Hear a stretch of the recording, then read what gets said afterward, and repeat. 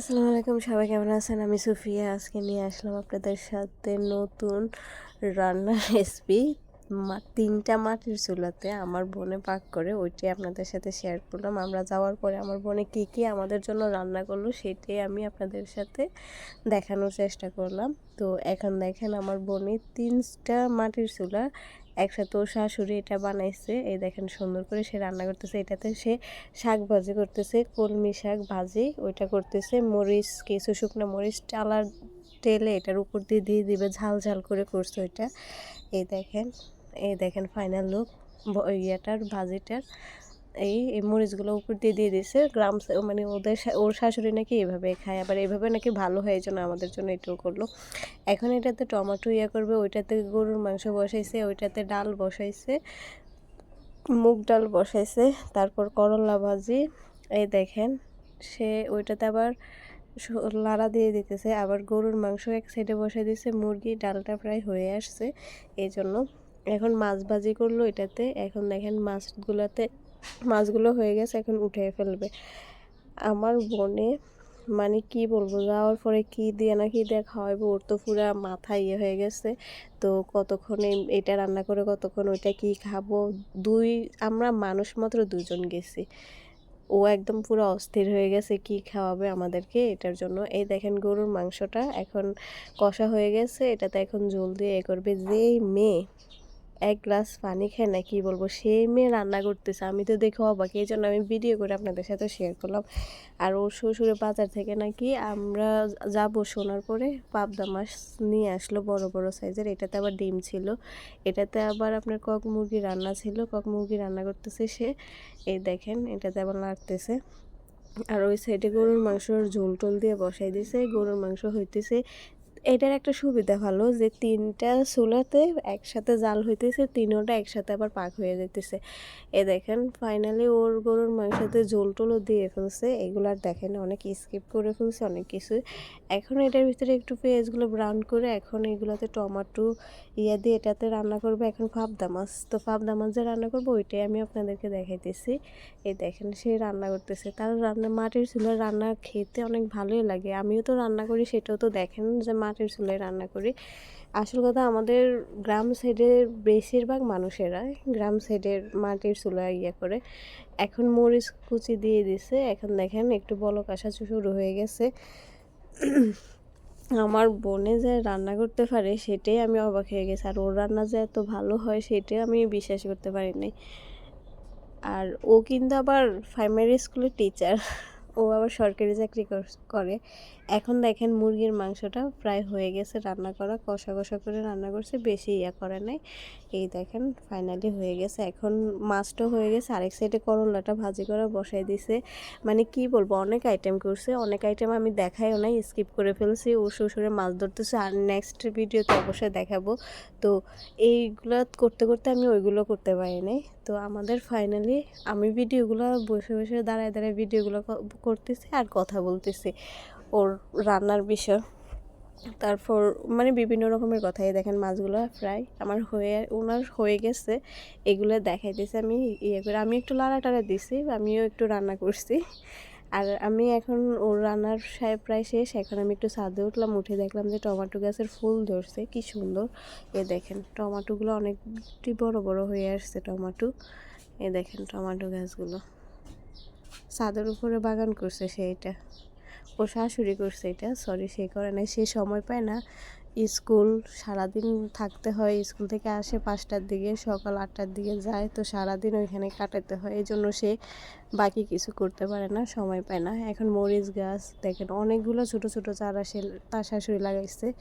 ওর শাশুড়ি তো অনেক মানে অনেক কিছু পারে, আগের যুগের মানুষ তো এই জন্য অনেক কিছু করতে পারে।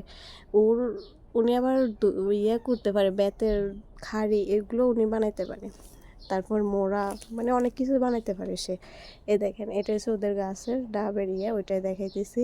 আর এই দেখেন ওদের ফুল বাগান, ছাদের ফুল বাগানটা। এই দেখেন ওইটা হচ্ছে ওর চাচা ওর শ্বশুরের বাড়ি, ওইটা উপর থেকে দেখালাম যেটা। এই দেখেন অনেক ছোট ছোট ফুলগুলো আমার কাছে অনেক ভালোই লাগছে। আমি অনেক ভিডিও করছি, তারপর অনেক ছবি উঠাইছি। এই ফুলগুলো তো কি এটা তো জানেন, আমি নামটা মনে আসতেছে না, এই জন্য বলতে পারতেছি না। এটা হচ্ছে পুরোটা এরিয়াটা আমি আপনাদেরকে দেখাইতেছি। ছাদের উপরের কতগুলো গাছ এখানে লাগানো আছে চারপাশে। ওরা তো গ্রাম সাইডে থাকে। এটা হচ্ছে নাঙ্গলকোট। তো মাস্টার বাড়ি বললে হয়। ওর শ্বশুর আবার নাম ডাক আছে অনেক। ওর শ্বশুরের তো কী বলবো, আসার সময় যদি কারোর কাছে ইয়া দেয়, ওর শ্বশুরের সবাই এক নামে চেনে। এত ভালো মানুষ ওর শ্বশুর শাশুড়ি। তো আল্লাহ ওকে অনেক ভালো করে ভালো একটা ইয়ে দিছে, শ্বশুর শাশুড়ি দিছে, বা ভাইও অনেক কেয়ারিং ওর প্রতি।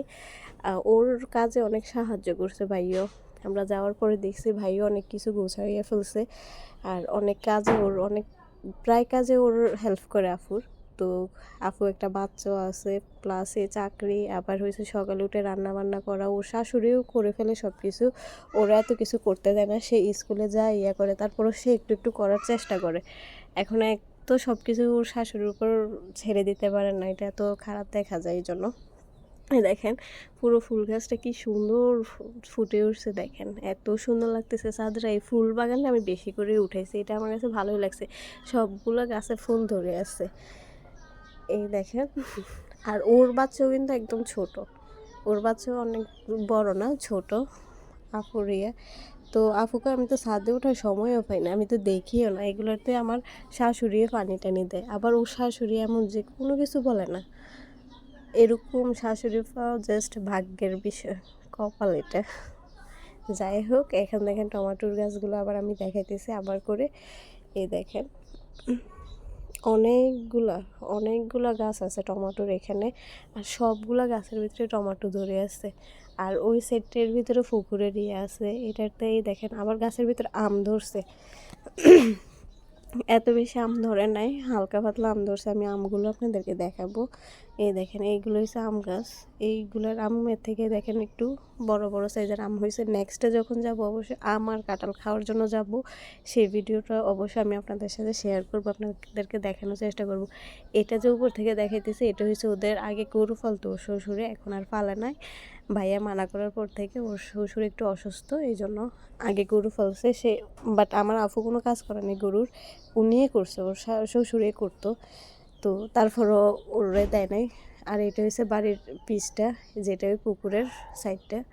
এই দেখেন বড় বড় গাছ, এত সুন্দর সুন্দর ইয়ে ছিল কি বলবো। এই দেখেন চারপাশটা আমি আপনাদেরকে এটা হচ্ছে বিলাতি ধনিয়া, সেটা তো জানেন। এগুলো নাকি অনেকগুলোই ধরছিল, এখন নাকি প্রায় শেষ হয়ে আসছে, এখন নাইও, একটা দুইটা আছে। এই দেখেন এইগুলো মরিচ, এইগুলো টমেটো, মরিচ টমেটো এইগুলোই বেশিরভাগ লাগানো হয়েছে। ওর শাশুড়ি যতটুকু সময় পেয়েছে এতটুকুকে করছে আর কি।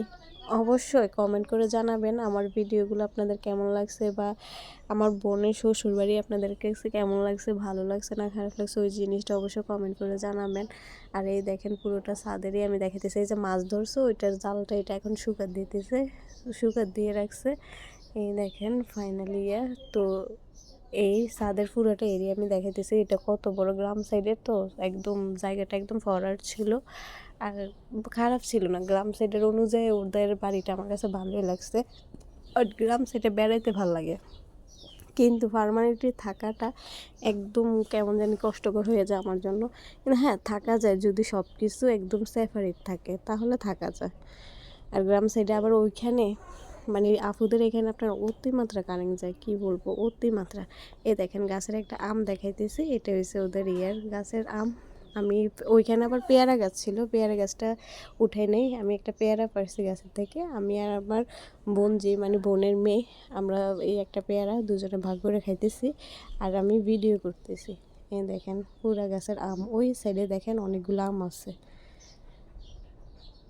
অনেকগুলো আম ধরছে, বাট হালকা পাতলা ধরছে। ওদের চাচা শ্বশুরের যাদের গাছ আছে তাদের তো অনেক বেশি ধরছে, অনেক কি বলবো, বাট ওদের অনেক কম ধরছে। আমরা যাবো শুনছি তো, এই জন্য মনে হয় আরও বেশি কম ধরছে। এই কারণে একটু কমই ছিল আম। তারপরে এই দেখেন আমি ঝুম ঝুম করে করে আপনাদেরকে দেখাইছি ভিডিওগুলোতে যে কতটুকু আম আছে, বা কতগুলো আম আছে এখানে। এত বেশি ছিল না, কিন্তু মাছগুলো আর সরি, আমগুলো অনেক ভালো জাতের আম, একদম মিষ্টি মিষ্টি ছিল। নেক্সটে যখন আসছিলাম তখন তো আর আমি ইউটিউব চ্যানেলও খুলি নাই, আমি করিনি, অনেক কিছু ছিল তখন, ভিডিও করেও ছাড়ি নাই। ইদানিং আমার মাথার ভিতরে একটা আসলো, আইডিয়া আসলো যে বসে বসে ইউটিউব চ্যানেল খুলি, ইউটিউব চ্যানেলে কিছু কাজ করি এই জন্য। তো আমি সময়টাও পার হবে, প্লাস আমার কাজটাও হয়ে যাবে। ওকে, ভালো থাকবেন, আসসালামু আলাইকুম। এরকম ভিডিও দেখার জন্য অবশ্যই কমেন্ট করবেন। আসসালাম।